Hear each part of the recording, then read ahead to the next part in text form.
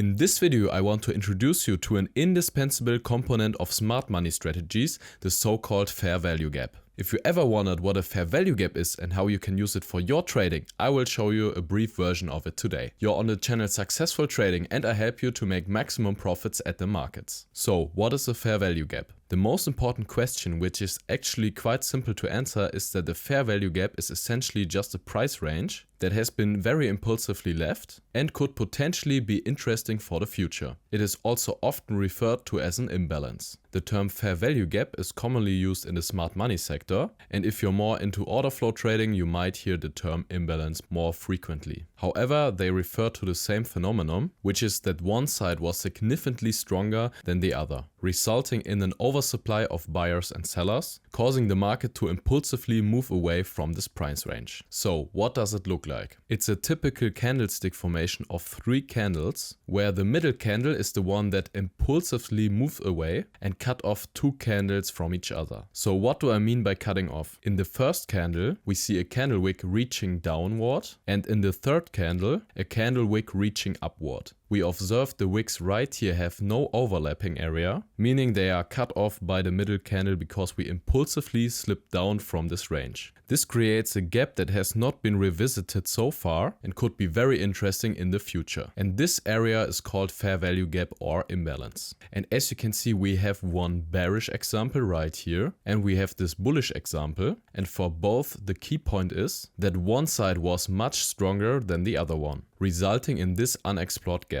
This is interesting for us simply because this price range was impulsively left, potentially making it interesting to revisit in the future. It could be due to a hedge position in the market that needs to be retested before the market finally resolves, or for other reasons. Importantly, we never know if a fair value gap will hold and we don't know the reason for the retesting. However, it's a statistical phenomenon that these areas are often interesting in the future. And how we can use this? We can consider that these areas are potentially exciting in the future and look for an entry in that direction. And now let me show you a live example. But before we start, which time frames are the most effective, or can you use every time frame? The answer is you can use fair value gaps on every time frame. Of course, the higher the time frame is, the more accurate and important is the price area, in this case the fair value gap. But you can use it on the higher time frames like in the daily structure, or you can also use it in the 1 minute time frame. Many smart money traders who are scalping are also using fair value gaps on the 1 minute chart, but I will show you different examples right now. So let's start with Dow Jones. In this case, you can see that we have a downtrend and you can see this fair value gap right here because we have these 3 candles right here and this middle candle impulsively left to the downside, and the wicks from the first and from the third candle are not overlapping. So we can put our fair value gap right here, and here in the chart you can see again that we impulsively left this price area, and the chances are that we revisit this area in the future because maybe institutions have some hedge positions left right here. So if we go in the future, you can see that we came back into this fair value gap,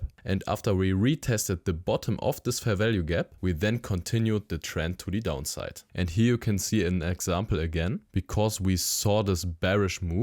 We have this candle right here, then this bigger impulsively candle to the downside, and then the third candle with the wick pointing upwards. And as we connect these points, you can see that we directly came back into this fair value gap and then trended to the downside again. So I personally like it to combine fair value gaps with other factors like a break of structure. And as you can see in this example, we saw a break of structure right here. So we had our low here, made a retracement to the upside, and from this high right here we saw this impulsively move to the downside and we saw the break of structure. So we are in a bearish order flow, and as you can see we came back into this fair value gap to continue the trend to the downside, or in this case you can use it to enter a short momentum. In the next example, you can see that the fair value gap is also working on the buyer side because we saw the structure to the downside. Then we came again to the upside, saw this break of structure. And as you can see, we have this impulsive move with this big candle right here. And if we are marking this price area, the fair value gap, you can see that we came back into this fair value gap, tapped in, and then moved to the upside again. And now we are on the 1 hourly chart at the Bitcoin. And in this bullish structure, we can see that this candle impulsively left to the upside. And as you can see, this fair value gap was revisited in the future. And as we tapped in here in this fair value gap, we then saw the bullish trend continuation to the upside. In this example, you can see that we also tapped in multiple times right here. And after we came back into this fair value gap, we also continued the move to the upside again. What also is really important for entering a trade, there are different techniques to enter a trade on the fair value gap, because you can use limit orders and put them at top of the fair value gap and put the stop loss below the fair value gap or under the last high. If you want to have it more aggressive, I would put it at the top, or you can use the Fibonacci tool and just use the 0.5 level, and then you can place your limit order right on this level, because we don't know if the fair value gap is testing